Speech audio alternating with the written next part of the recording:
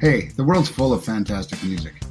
Each month, we explore an album of significance, its roots, how it makes us feel, and then banter about its influence and staying power.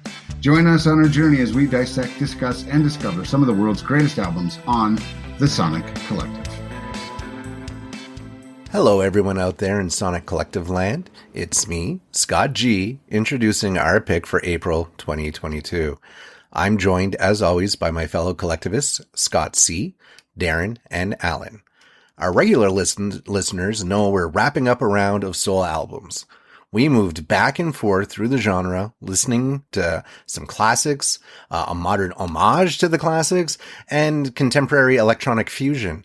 I decided to bring us a taste of what's called blue-eyed soul, and that landed us with Van Morrison's sixth album, St. Dominic's Preview, released in 1972. As always, I'm going to reserve my thoughts for last, and instead we'll kick it over to my esteemed Darren, who I'm sure has some interesting tidbits for us about the album to go along with his listening experience. What'd you think, Darren? Yeah. You've always set me up that I have to have interesting facts now. Yes. Yeah, no, that's pressure. Okay. I usually like to try and find a few things that's the fun part of the journey, really, right? Is just diving in. And yeah, we all do the Wikipedia thing, but then you just kind of Google some other stories, see some other reviews, and just learn a little bit more about the album. Van Morrison obviously was familiar with him. I never in my head, and this will come up a little bit, it would have put him in a soul category. I know the term blue-eyed soul, but struggle a little bit with it. I get it. But yeah, so that's okay. He definitely is very influenced and has soul, basically melodies and uses a lot of soul elements all through his stuff. And yeah, that boy can sing for sure. But yeah, George Ivan Morrison, he was born in Belfast, Ireland, which, you know what? I didn't actually know that off the top of my head. For some reason, I always thought he was American. There's my ignorance after all these years. I admit I did not know he was from Ireland. And then I also found out, that he was in a band called Them, way early in his career, and they are the original writers of the song Gloria. Glori, Gloria. So that has been done. I think Patti Smith's version to me is my favorite, but many bands have done that. And, I did not realize that was also him. That was one of his first big hits, was that song, and obviously made more popular by other bands, than Them.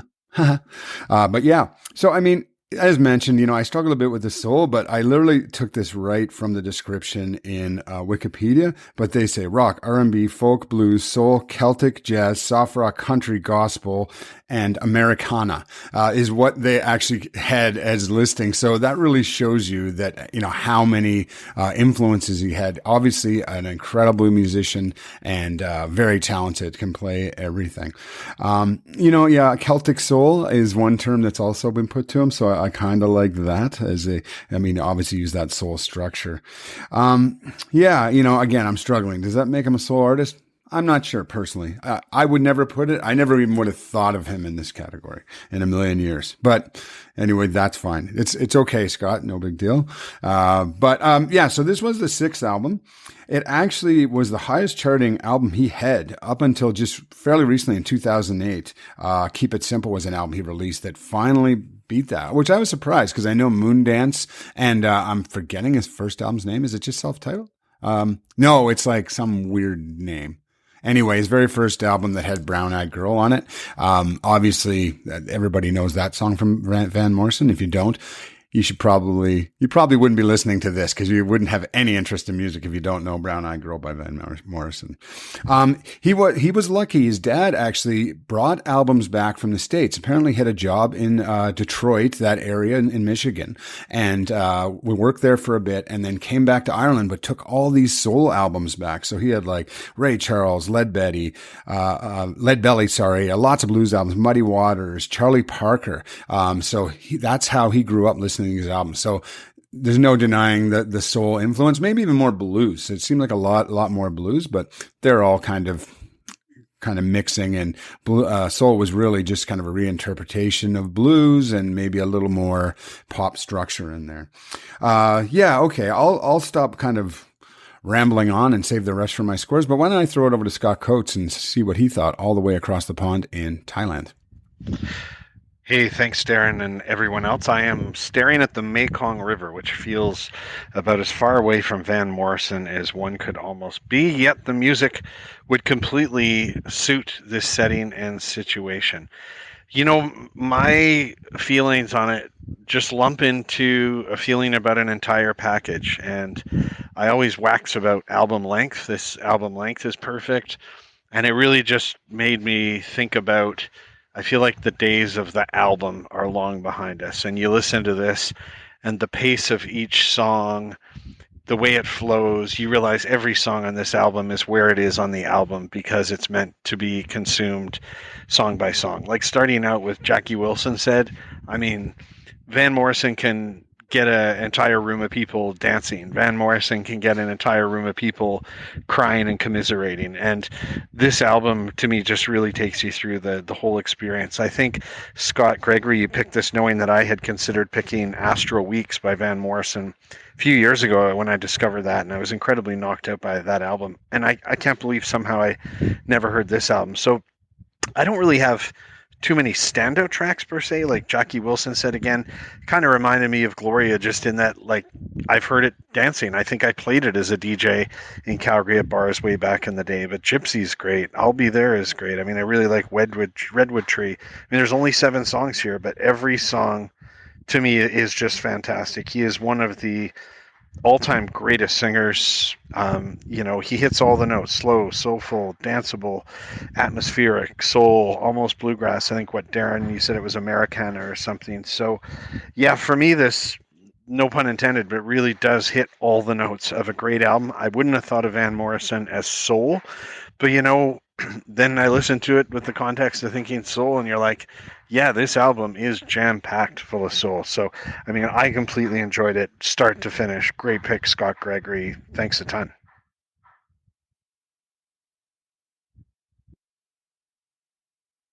Sorry, I had to unmute there. Thanks, guys.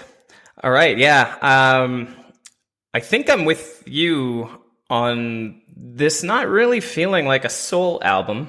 No jabs at you, Scott Gregory, but I guess I was primed to expect more of a pure expression of soul, and I think my definition of soul is personally probably biased more towards like the Black artists of the Southern United States.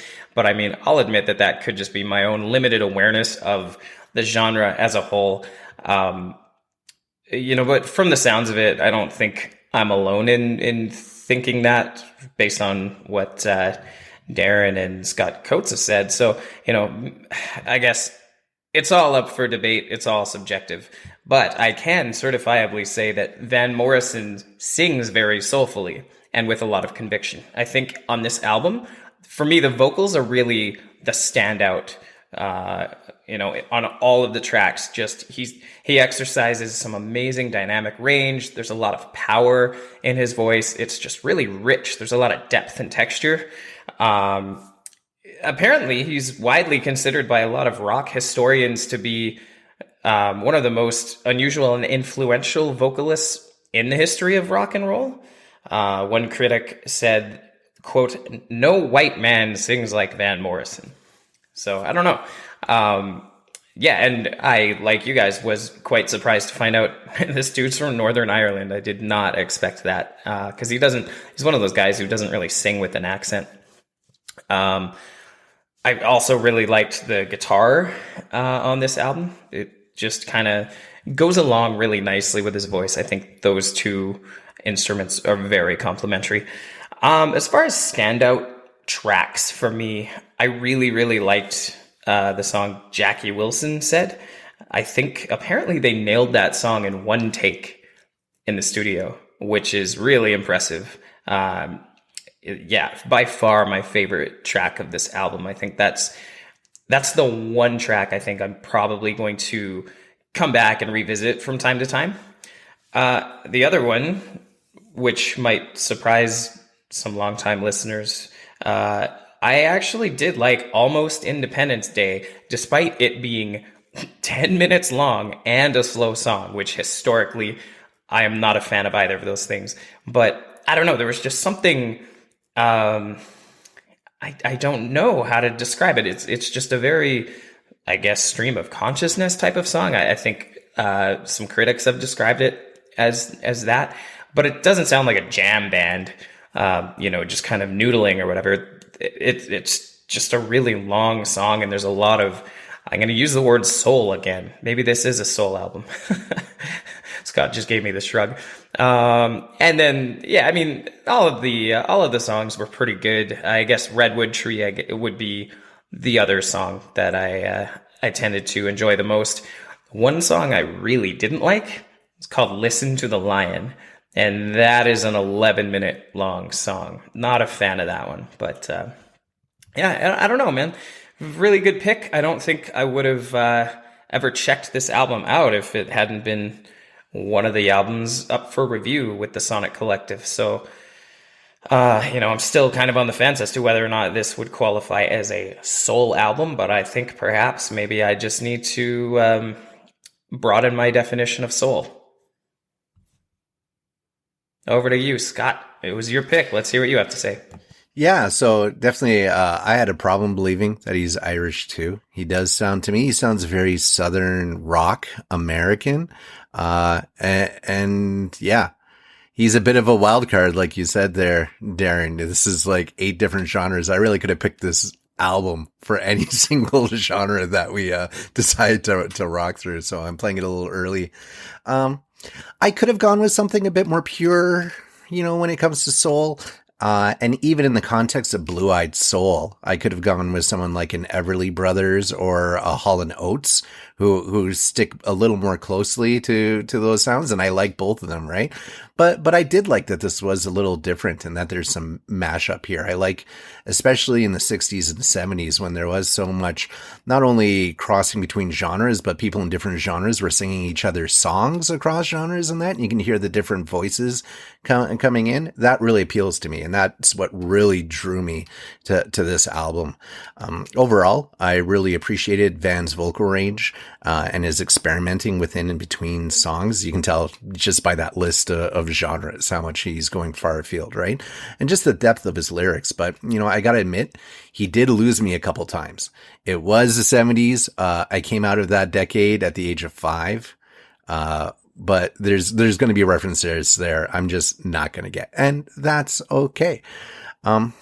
Yeah, it's kind of interesting that there are only 7 albums or 7 tracks on this album, and that 2 of them make up half the playtime of the entire thing.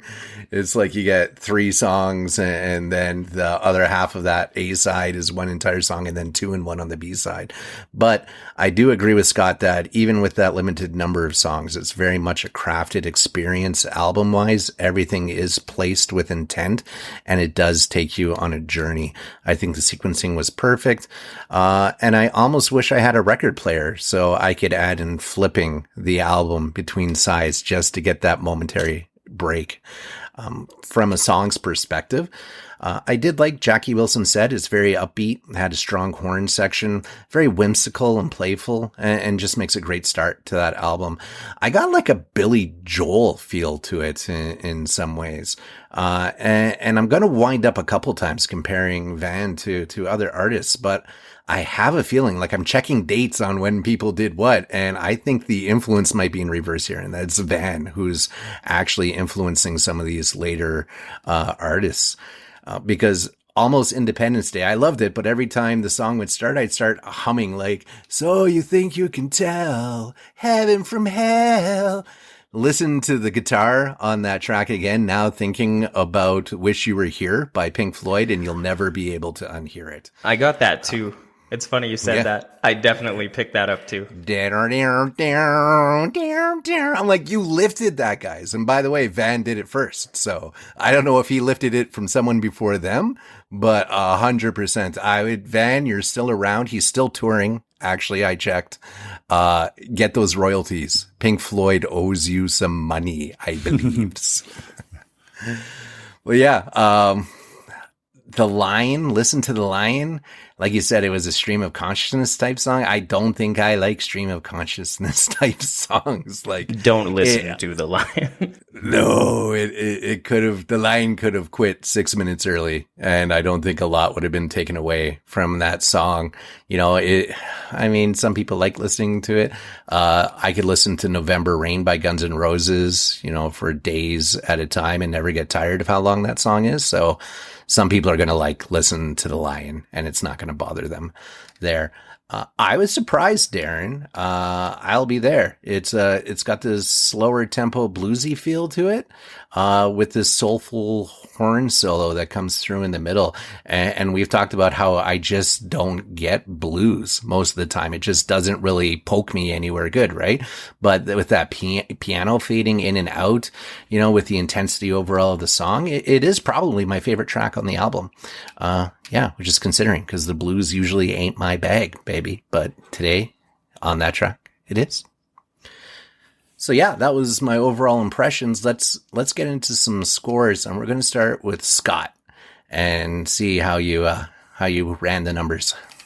I love these conversations. You know, I just listened to a bunch of Pink Floyd driving in rural Thailand the last couple of days, and wish you were here. Like, wow, I never would have gotten that, but you're absolutely right. And, you know, this album is 50 years old. Like, somehow, I was born in 73. I know 72 is a long time ago, but to think this album's 50 years old and it still sounds good.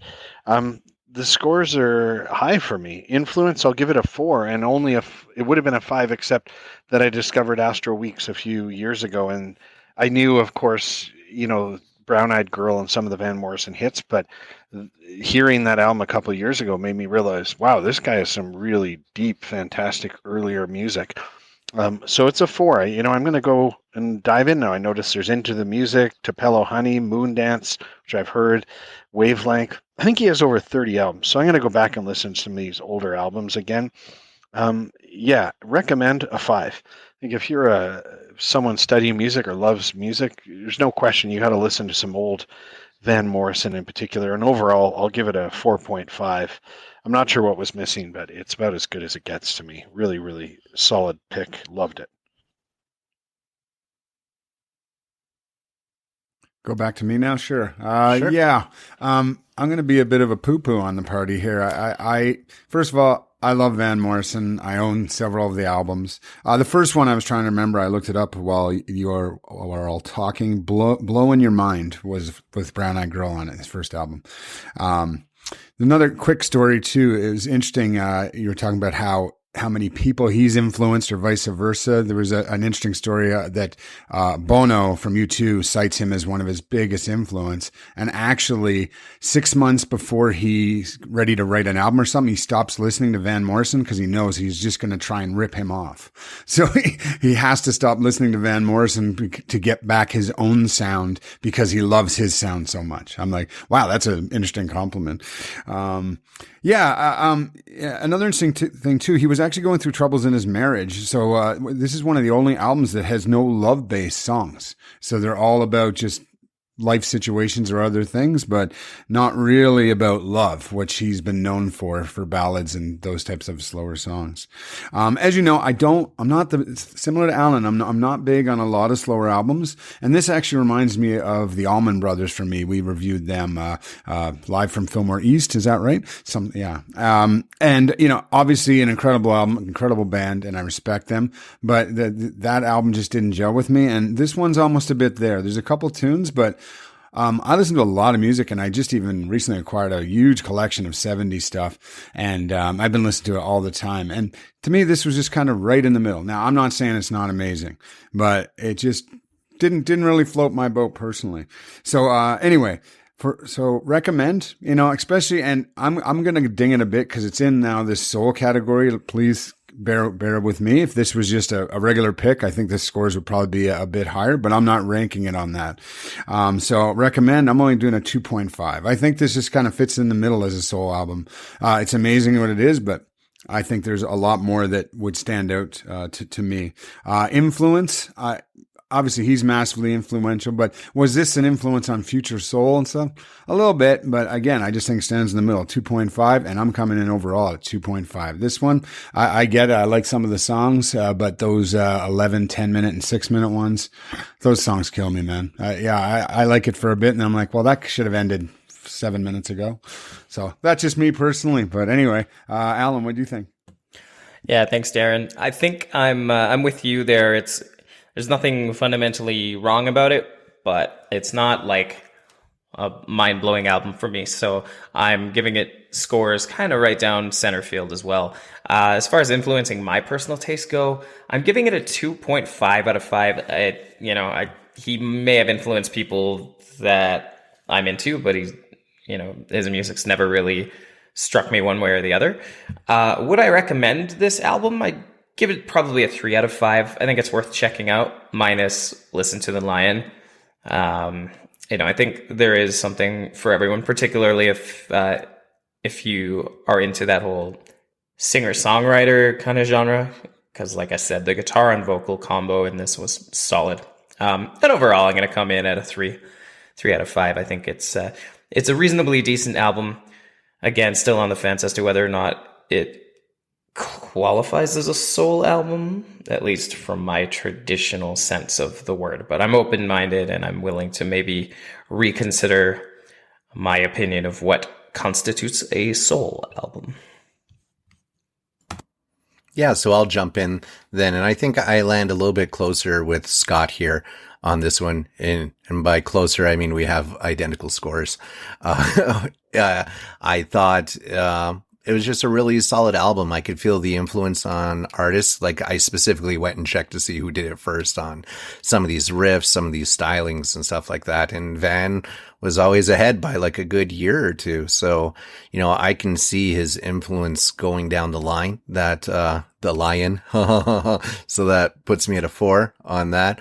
And I'm going to recommend it at a 5 with the caveat that, just with what Darren and Alan was saying, if you are looking for a more pure representation of Blue-Eyed Soul, then definitely go check out someone like the Everly Brothers or Hall & Oates. They're in the pocket for that. They're great, very highly esteemed in the industry. So check this one out because it's an amazing album. But for Blue-Eyed Soul, maybe go check those two out if you're really wanting a more purist view on those things. So off that influence 4 and recommend 5, that puts me overall at a 4.5. I think this is a really solid album. Right. I mean, if he only had a 20-year career, this would be right in the middle of it, but the guy's been around for 5 decades and he is literally still touring. So, I don't think, they're going to wheel him off stage in a box at some point, but his 6th album. You think he's sick of Brown Eyed Girl by now? Oh, Play my Brown God. Eyed Girl. Play Brown Eyed Girl. God, I think he just turns like the hearing aid off at that point and does what he wants on stage. In concerts, he's apparently a super grumpy bastard, and he stopped shows when people start singing Brown Eyed Girl. He hates it when people sing it, and he'll literally stop playing.